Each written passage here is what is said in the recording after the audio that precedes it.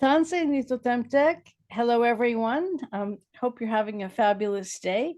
I'm so excited to be here with Kimberly Chiswell today, and we are going to be having a conversation about some of our shared passions. So I am on the traditional unceded lands of the Coast Salish on Vancouver Island. And I'm very happy and excited that it's a special day because we have the buck full moon. So it's a high energy summertime day here. And before we get into the talking about what we're going to talk about, I'll just hand it over to you to introduce yourself, Kimberly, and talk a little bit about where you are and who you are. Thanks, Cathy. Yeah, so my name is Kimberly Chiswell, as Cathy said. My pronouns are she, her, and I'm coming to you from the lands of the Wandi people of the Yuin Nation, which is on the southeast coast of the country named Australia. And my ancestry comes from the Nahuatl and Tenec people of in the Huasteca Potosina, which is in Mexico. And yeah, I'm a social worker with many hats on at the moment. Thank you, Kimberly. And just to start off, I'll say that we do have many shared passions, and we got to spend some beautiful time together last year in Mexico with our beautiful colleague, feminist therapist Tanya Aguirre Solario, and some time exploring practice and making some videotapes and going to ceremony. And what we were concerned about, what we were engaged in thinking about together, were issues related to what we call dignity-driven practice, social justice practice in therapy and community work, and dear to our hearts, ethical child welfare practice. And sadly, we don't always see it. There are pockets of it around the world. And to some extent, these systems are still highly connected to colonialism and oppressive practice. So I was hoping that you would share some of your thoughts, some of your approach, and you were excited also in our last exchange to talk about this concept of organized abandonment. And I did a bit of research and I was thinking that seems like what we're doing to women and mothers when they enter the family court system. You know, there's certain people that the system tends to privilege and others that we tend to just throw under the bus and pretend that they don't have any value. So I'm just going to pick it up from there. What's sitting with you? Perhaps That's such a wonderful introduction. It brings up so much, Cathy. I think when I first wanted to be a social worker, I wanted to be one of those people that helped people. You know, I thought that I could somehow had the nous to be able to help people. And then the first subject of my social work degree was a lecture on at that time what was called the forgotten children. So children who were taken away from their mothers, who were of the age of 15, 16, who were seen as unfit mothers. But those were white children, right? And I wasn't told about the stolen generations and the forced removal of Aboriginal children. You know, 20 years on, I'm working in the field and really paying attention to the way that our profession and our sector, you know, the welfare industrial complex is set up to vulnerabilize certain groups. And I'm really interested in the parallels between, like you said, colonization, violence from an interpersonal perspective, as well as from a structural and societal perspective. And so keen to find terminology that kind of helps us identify practices that are intentionally vulnerabilizing. I mean, you introduced me to that word. I remember one supervision session, I said, if we're not calling it vulnerable, what are we calling it? And you're like, vulnerabilized. So what are the operations of vulnerabilizing? And the colonial code hits the nail on the head in terms of what most of our practices of vulnerabilization fall within this idea of, deficit-based practice and doing to people. And then I really like what Ruth Wilson Gilmore talks about in terms of this idea of organized abandonment through the triaging of processes. Mm-hmm. So how do we triage people outside of accessing services? Mm-hmm. And how do we triage people based on deficit-based frameworks? Mm-hmm. And it was just a very helpful term so that I can identify it when it's happening. Does that make sense? Yeah, and one of the more sinister examples we've been exploring together, especially when you look right now at areas of aggression, such as some states in the United States of America, where it's like a woman doesn't have very much sovereignty over her body and her being, so she can meet someone and she can choose to have a sexual relationship or to make love, or she can be sexually assaulted. And then once she's impregnated, or once she's with child pregnant, it seems like men can come, and the state can come and make claims on her baby, and then she can get into the hospital. And we see this all the time with Indigenous women in Canada, except for the few places where it's just stopped. They give birth alerts. So the nurses will call child protection and say, this woman is giving birth soon, and we're worried about her capacity to be a mother. And here it's not always, oh, because they're 15 and they don't have supports. It's also, oh, because she's 30, but she had a child removed from her when she was 18, and her name is in the system, so we're flagging her automatically, even though her life has completely changed and she's a strong, capable mother and parent. And then if the child gets taken into the system, then a lot of social work doesn't do their end of maintaining visits, of actually helping the mother, because we have a child-centered mandate, and then the child may grow up in foster care, typically outside of community, typically no cultural plans or connection. And then we get to the point where these children become teens that run away from foster homes and end up living on the street. And they're the ones that are targeted, Targeted again. targeted by lots of things, but including poisoned drugs, and they have a high rate of suicide connected with the homelessness. So this is a cycle, and it all starts with undervaluing mothers. And what's your analysis of this situation where you are? Cathy, it's the same. I've rushed to the hospital knowing that Child Protection Services were going to apply the Section 106A from the Child Protection legislation to remove a child from a mother who, on all accounts, the Child Protection Services had no concerns for, apart from the fact that previously she had a child removed because of an unexplained, injury. And it's the way social workers are complicit with that system is just, and I felt so powerless. She felt so powerless, and she continues to fight like all mothers do on some level. And the system's stacked against her.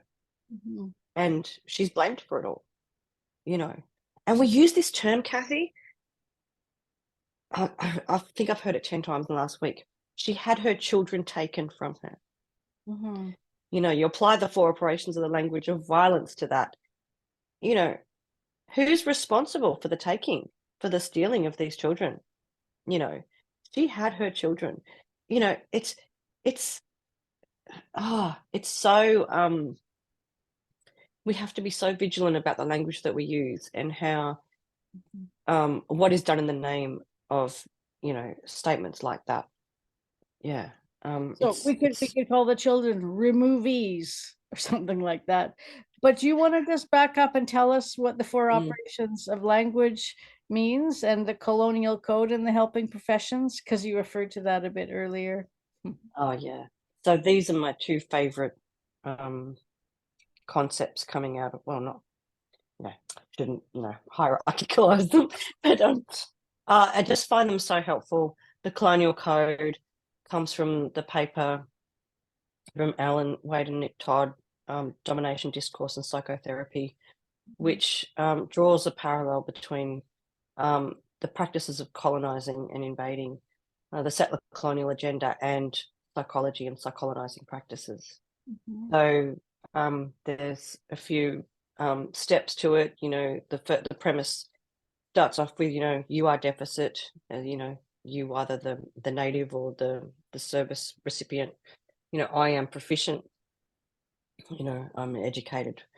And then therefore I have the right to do whatever it takes for your own good while I steal your land and your children. And then I'm really fascinated at how our social, because I'm currently teaching at a few universities, and I'm fascinated to see how they're trained into applying this colonial code through certain well-established theories and models that have just been around forever and not been questioned. Like, I don't know why we're still using them, because we're training social workers, like Vicky says, you get a degree in arrogance, you know, like we are training people to not listen. And then the four operations of the language of violence speak to, comes from, I think, a lot of the work from Linda Coates, where she talks about how the different ways we can language or describe situations in a way that obscures the responsibility of the person using the violence and the acts of resistance, or we can illuminate them. We can illuminate the responsibility and the acts of violence and the acts of resistance.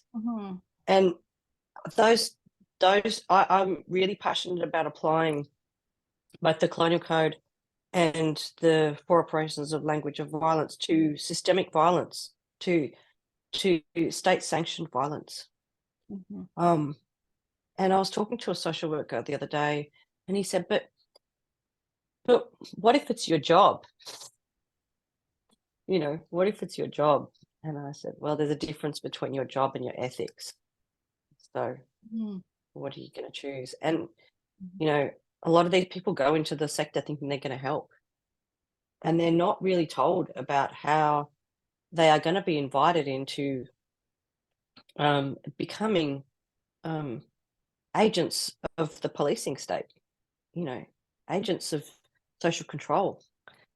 And yeah, it just, yeah, it has me, my mind boggle in terms of what are we doing?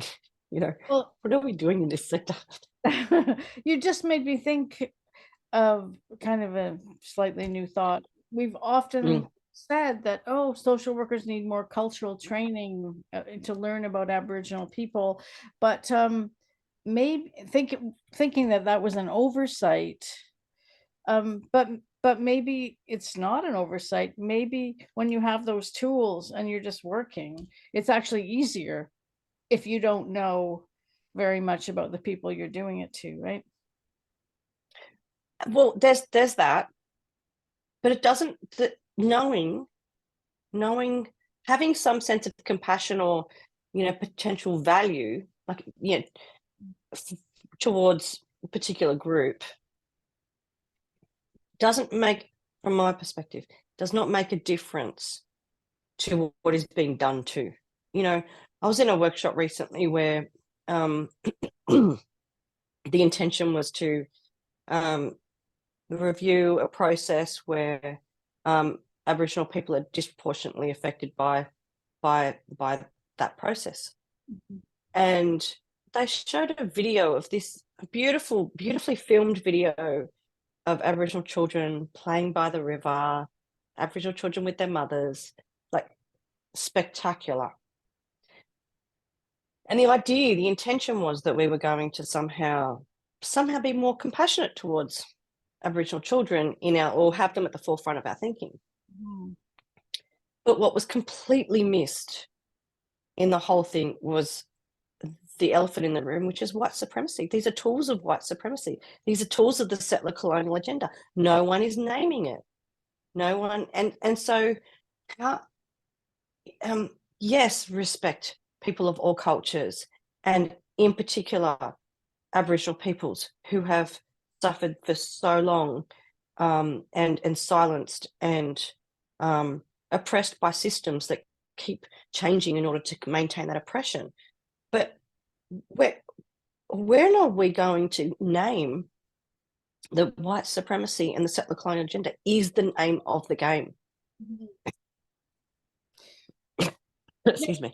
There's a real reluctance to name that here in Turtle Island as well, and certainly lots of sort of new laws in the United States, particularly to ban even talking about it or even teaching critical theory in universities. I just want to go back to your reference to Ruth Wilson Gilmore, and she says that capitalism flourishes because of hierarchies, and racism enshrines this idea of who has value and who doesn't have value. But the capitalism needs people of less value that are expendable to do its dirty work, basically. Yeah. And as social workers, we do the dirty work of capitalism, and one other thing she talks about is the capitalism saving capitalism from capitalism, and so, how do the same systems keep trying to perpetuate or cover up or silence the vulnerabilized through oppressive practices? That's what that's what I took from it. It's like, how do we maintain oppression so there is no revolution? Yeah.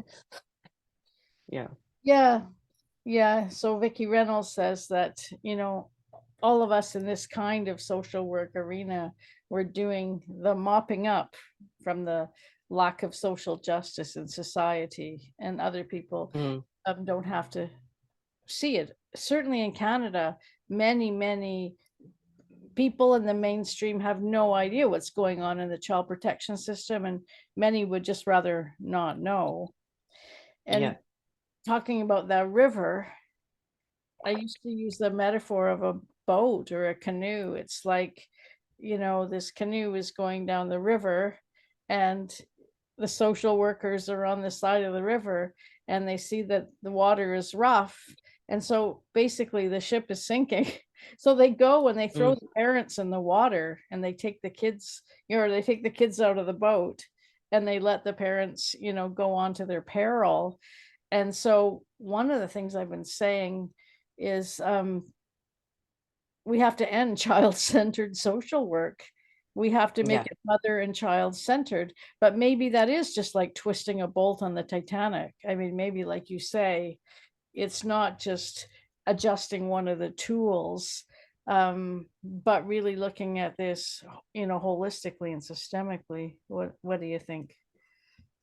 And from a community base, like, if we espouse this idea that people are the experts of their own lives, and I don't think we actually really believe it. Our systems don't reflect a lot of that strengths-based,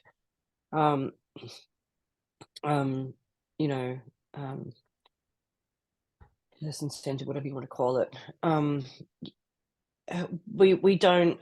I don't think we actually know. I don't think we have the skills, Cathy, in the sector to actually listen to what's going on for someone without being contaminated by certain discourses that locate the problem in someone's neurobiology or in someone's personhood. And part of that is because if we weren't if we weren't to locate the problem in the person, then we'd have to look outwards, and our jobs aren't necessarily aimed to do that. We're not funded to do that. We're funded to work with vulnerable communities and do to them and demonstrate outcomes that somehow contribute to them being happier and healthier and well, which we don't ever really define. I don't think we've got a definition of any of those things, so you can't measure it. But regardless of that, we locate the problem in the person or the family or the culture or the community, and there's no real meaningful commitment to drawing upon the skills of individuals, families, communities, and working with those skills. I was told once in our child protection by a child protection worker that they have a character limit in terms of how many strengths how much they can write in the strengths section in their tool. You know, so it comes back to a systemic analysis, but also listening to the struggles that people are telling us and their strengths and their knowledges and their abilities to navigate these challenges and to survive in the face of ongoing oppression, and then do something about the oppressive practices, whether they be us who are enacting them or the systems within which we work, whilst also like providing dignity to the person who's at the coalface of this. And I don't think that we have the skills, or we're not teaching people the skills to critically. We're talking to them about critical analysis, you know, and we're giving them the buzz questions that they can put out there, that they can, you know, to whose advantage is it that we, you know, and what are the dominant discourses at play? But then what? What then what? What are we supposed to do with that critical analysis? What are the structures and supports? How do we support people in our sector to then act upon the identification of the injustice or of the dominant discourse? Like I think response-based practice gives us so many skills, the bubble diagram is so helpful in being able to do a micro and macro analysis of any particular situation of violence and oppression. And I think that's probably the one thing that I don't find is taught very well or very much in the social work field. And that's also brought heavily from psychology as well. But just so everyone who's listening knows, the bubble diagram basically means that you understand all social interaction through the lens of dignity and safety, look at the context in which violence is taking place, and the situational analysis. So what's going on in that home or that workplace or that school, and then understand how violence is emboldened, for example, or can take place by these other conditions. I can give you an example of a question that you can ask, and that is like, what would we have to do to create a world where there was no violence against children, or a community where children were respected and upheld? And we know how to do that. It's been done before. It's difficult, but it's really hard to do with all the forces of colonialism and capitalism, which deliberately seek to undermine family well-being and community well-being. Because, as you know, as we often say, perpetrators of violence, including mining companies, they know that people will resist. So they seek to suppress their resistance in advance. And that involves lots of notorious schemes, including removing children, right? Including earlier on introducing toxic substances, making sure they don't have clean drinking water, things that prevent them from actually mobilizing and taking back the land, which is unceded. So we could do it, and we could support communities, but we haven't, I'm saying like the mainstream, all of us in our countries, we could have been doing it, and we've chosen the state has chosen not to follow that path, right? It's interesting, this idea of resistance, and anticipating resistance. I think in our current child protection tool, there's some sort of function where if people are not engaging with a service or seen as or resistant, they're seen as resistant to change. And so if you don't want to engage in a service, then it's already anticipated that you're not going to, and that then scores against you in the actuarial tool that determines whether or not your children get removed. And it doesn't matter if you in the community actually know that somebody involved in the service delivery is actually a perpetrator. For example, things like this really happen. And community members have lots of information about who's unsafe and who's safe. So they often, have very good reasons for not wanting to engage in certain services, right? And one of those, one of the, and talking about perpetrators, but also perpetrators of systemic abuse. Like as a counsellor, and I've been a counsellor for with under the social work umbrella for many years. I naively subscribe to the idea that if I make a report to the child protection system, that the more reports are made, the more we are going to force the child protection system to take action to protect children. And I was a perpetrator of that systemic harm. So I was constantly, as a manager of a sexual assault and domestic violence service, I was encouraging people to make my staff to make reports. And then I wonder why Aboriginal families didn't come to the service. Yeah. And so as counsellors, we are, it's a bit like, I was going to draw a parallel with like confession, like the idea that you can come into this safe space, and you can share everything that's going on for you, and then we can get to the bottom of what the problem is, and then we can help you find ways to, or give you tools to be able to think differently in a way that's not so problematic for society. And then why would you do that? Like, why would we go to a counsellor that does that, who then is also going to report to the system on anything, or even if they don't report, the notice are subpoenaed. So the families that we work with they know what's going on. They know the risks inherent in attending a counsellor under the guise of confidentiality in order to gain information, so that some social worker or psychologist or practitioner can feel high and mighty when they write the report talking about attachment theory. We do so much harm, and people know, like the community knows what happens when you do this, what happens if you go to this person. And like you said, that it's an act of protection, not an act of resistance, Yeah, and it just seems like strangely comical. Sometimes services that are delivered kind of through a colonial lens, they call people repeat callers. If somebody keeps calling the same agency to get some kind of service, they think that's negative, and it's like they're pestering us. We already dealt with them. But from a dignity-based perspective, you'd say, isn't it wonderful that they trust us enough to keep calling and making contact and seeking our assistance or what we have to offer? But it just doesn't, the mindsets don't go together.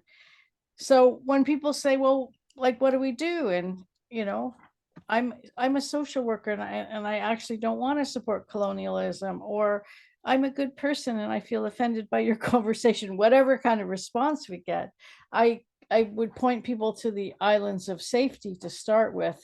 If you really want to help families to be freed of this grasp of the state to a certain extent, use a model like that, a dignity-based model where you call the family together, everyone who is, safe enough to be trusted with the care planning of their child, and let them decide where the child should live, and you just support them and resource them in the way that they need. And we don't need the state to make a plan, because they can't, and courts can't make plans for children. The people that know it are the people around, the aunties, the uncles, the cousins, the people that live around and with that child every day.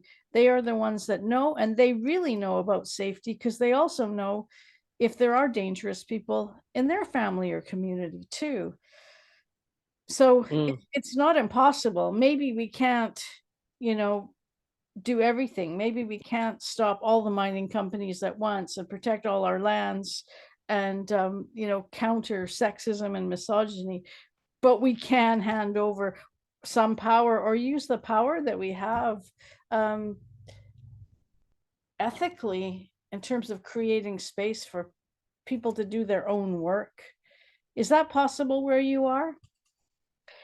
I think that the islands of safety model has so much to offer from such an astute awareness of violence, and how those family meetings can sometimes, that's my concern with our in our state, is the way that family meetings are used is often to the advantage of the perpetrator of the violence, or of the perpetrator of the state violence, and not of, to the victim and the victims and so I think islands of safety approach attends to the risk of victim blaming in in cases of domestic and family violence. And I think we've got a long way to go here, in terms of even though family group conferencing is supposed to be, if domestic violence is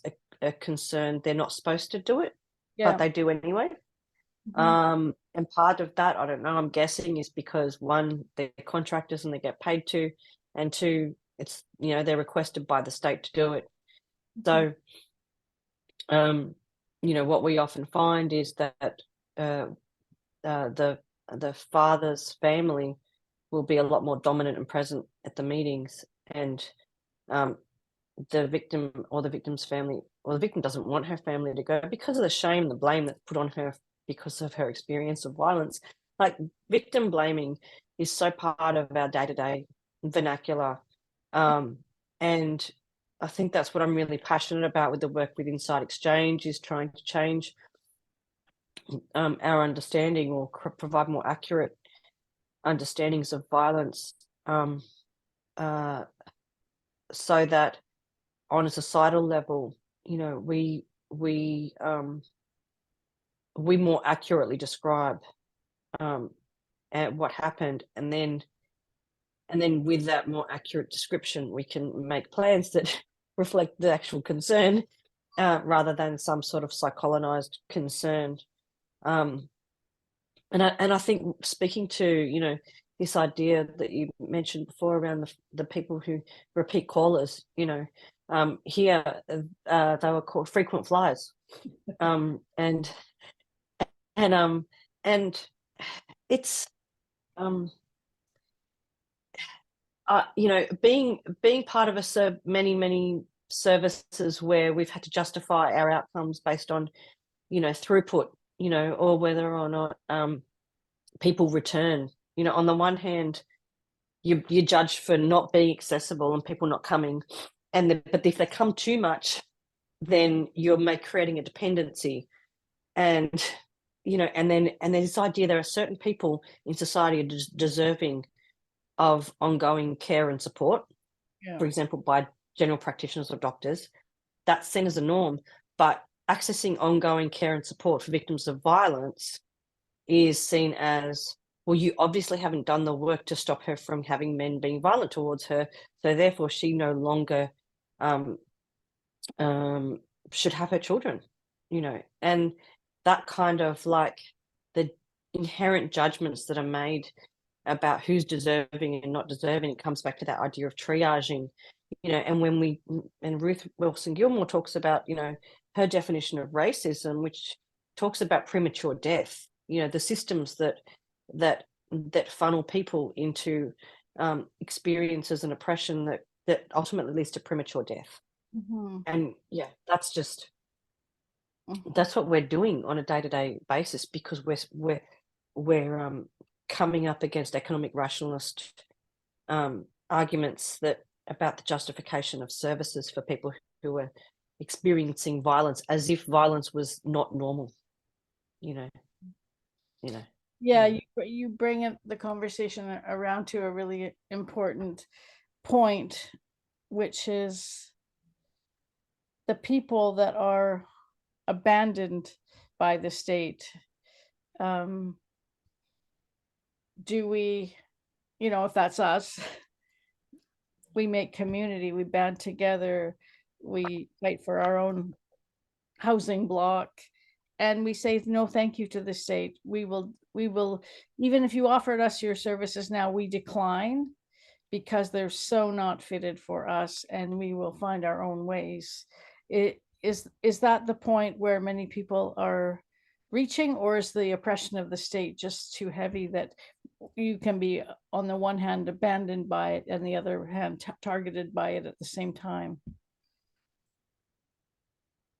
I don't really know how to respond, except to say that it has me thinking about a lot of the Aboriginal communities who are finding ways to promote self-determination that has them not being dependent on the state.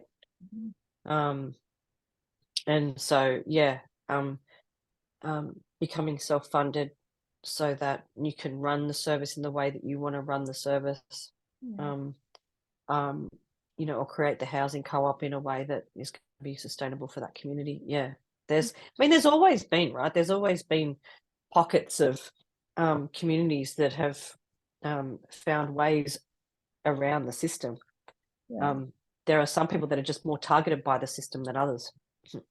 Yeah, and maybe it's a moot point because our services and our systems and structures, they're all collapsing. Most people in Canada don't have a regular general practitioner anymore. And, there's dental care for seniors. Like, there's so many things that are really challenging that it's a question. Like, our systems are collapsing and we have to find other ways. It's the same here, Cathy. I think I love talking to you and Tanya and others around the world around the commonalities. Although it's really depressing that most societies have a worse or lesser version of the same ill, societal structures that and dominant discourses that take us away from really being with people and listening and working with them. It just mind blows me how many, or how common it is that across languages that a lot of these dominant discourses exist. And I think on the same time, that gives me hope, because if those dominant discourses and ideas can permeate through cultures and over on top of cultures, then maybe there's a way that those ideas can be dismantled. Yeah, I don't know. Call me naive. I don't know. I hope that we can make some change in the so-called helping profession. Yeah, like you said, there's always been communities of collective care, solidarity, like little groups of people supporting one another. And we know lots of people that are doing that, holding each other up in the practice. So maybe that's where the future is. Yeah, maybe highlighting a lot more of those communities and those practices. Yeah. As I was saying, today's been a spectacular day for me. And right before coming to speak with you, I met a Mexican woman activist in the coffee shop here. And she told me about how she was working with NGOs out of Mexico City, but also in Africa, and doing things that help to collect information and data that NGOs can use, to help ward off these forces of capitalism that are destroying people and land, right? Yeah. Oh, that's great that you ran into her and that you could tap into those practices, because they do, when you know uh, believed in hope or lived in hope. When you're doing the work, um, it's much more generative of hope, I think, than sitting on the sideline. So to hear people doing it in different pockets in solidarity, even though we don't know each other, is really special. Yeah. Yeah, and we both continue to teach social workers and counselors, and I do it because I want to keep trying to contribute to creating those sparks that get people thinking and challenging their own practice and finding ways to be allies to Indigenous people in spite of these structural barriers. Cathy, do you find that how you say spark? That sometimes I find that the students haven't had these kind of sparks up until like our particular subject. And so I'm just wondering, like, what do you think about the way that that the courses that you teach into, how are they, do you have any comments on how they're designed, or particularly thinking about First Nations students who have to feign particular skills in models that are harmful to their communities. And I don't know, have you noticed? I mean, I'm guessing you've noticed that, and yeah. Well, often when people meet teachers that teach the way that we do, and some of our colleagues, it's the first time they've actually had an embedded critique of racism, for example, together with a view to looking at human dignity in the interaction between all people and all living things. And I think what we try to do is to reverse what Ruth Wilson Gilmore was talking about, where racism decides, who has value and who doesn't. We flip that and center the people who have been decentered and say, you have value and we want to listen to you. You know about your communities, you know about discrimination and prejudice, and you know how things could look and feel better. And I want, you're invited. I'm going to create some space here for you and people like you to talk about that, and to decenter these other colonial ideas and to approach them. Only let them in if they come through the filter. Like one of the things we say to students is, how do you know if an article is worthy of consideration? And they'll talk about that, and we'll say, I think it's because it could be worthy of consideration if it talks about the fact that whenever people are mistreated, they resist in some way, that resistance serves to uplift their dignity, and that we talk about social responses and the quality of social responses that people receive when they share or disclose violence, because those are the most important things, and they are so connected to these colonial systems, but they're also connected to acts of kindness, or what we call the small acts of living.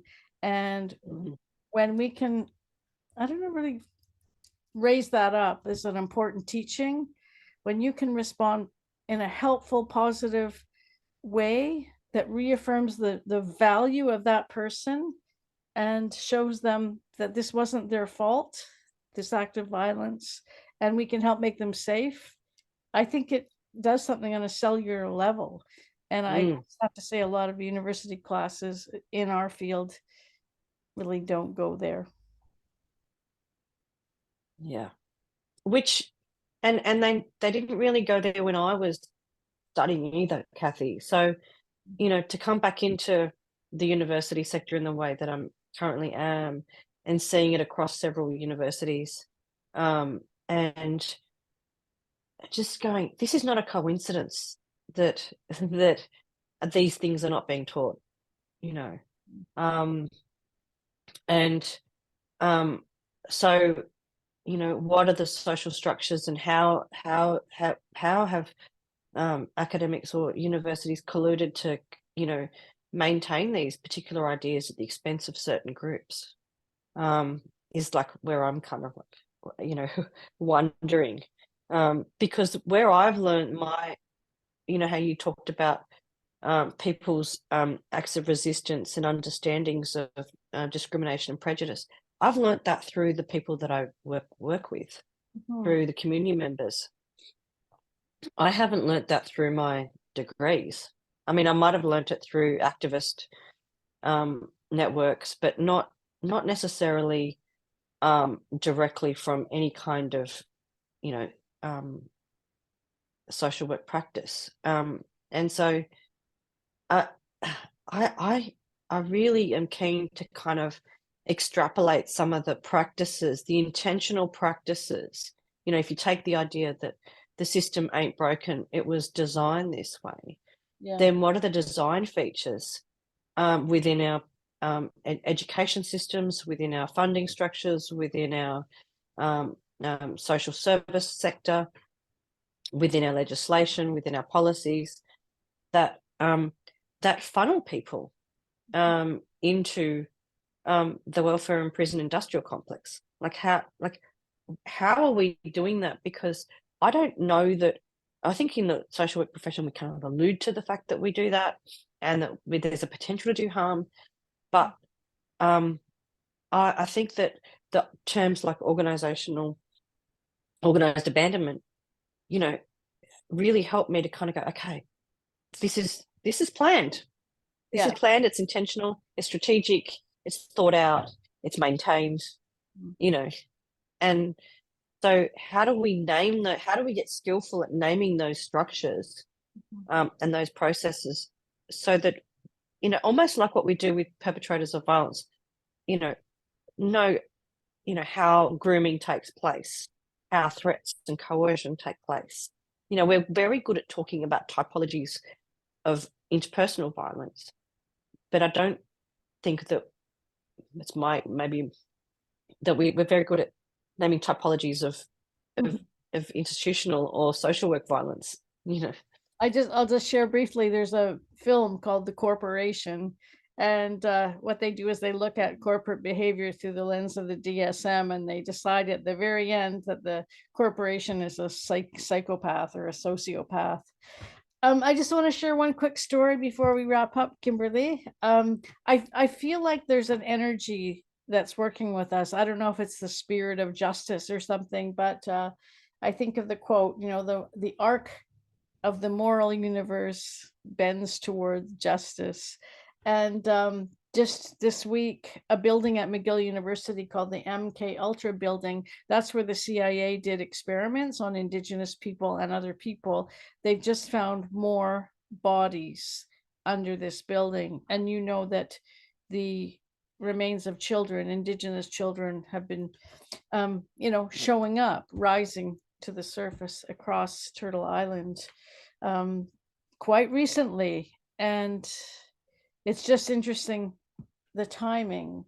So I think a lot of these systems are being exposed, and I align with that energy. Let's say what's really going on, and speak our truth, get some evidence now and then, of course, because we're researchers as well, and then just try to stay together, as we walk sort of hand in hand on this path of, trying to stay on that path of social justice, grounded and connected to each other, and all our relations, everything that's living around us.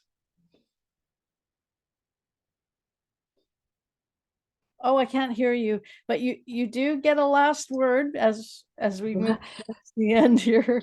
I was just told one of the local elders told me recently about how we're one of the homes of the stolen children. As the rain has come and the wind has come, a lot of the remnants of plates and bottles and toys have come up through the surface as well, and allowing stories to be told, stories of pain and loss, but also acts of resistance. Yeah, I mean, you talk about the bodies coming through and speaking truth, you know, to and telling the truth about what happened. And yeah, I feel like maybe that's happening across the world. Yeah. Yeah. Kimberly, thank you so much for being in this Thank you. conversation with me. Thank And you, Cathy. thank you everyone for listening. And we hope to see you all soon. Hi, hi, all our Thanks. relations. Bye-bye. Bye.